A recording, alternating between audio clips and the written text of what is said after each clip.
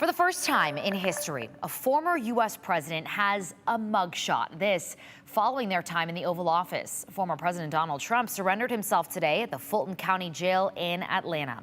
He faces felony charges in connection with his efforts to overturn the results of the 2020 presidential election in Georgia. Former President Trump is back at his Bedminster estate tonight. This is the fourth in a string of indictments against the former president. NBC's Jay Gray has the latest. The former president's motorcade pulling through the gates of the Fulton County Jail, rushing past dozens of supporters gathered outside. This is crazy.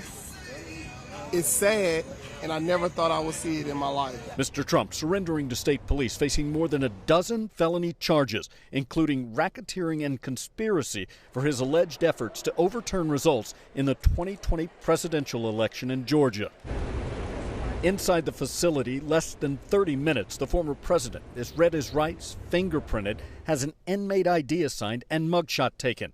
That photo released publicly, something prosecutors haven't done in 3 separate indictments earlier this year.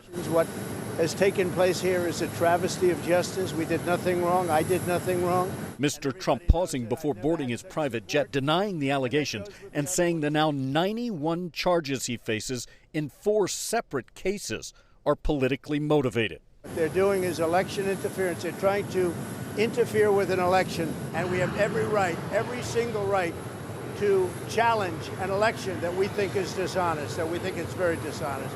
Which is why Mr. Trump says he'll plead not guilty during his arraignment, the next legal step in this historic, high-profile case.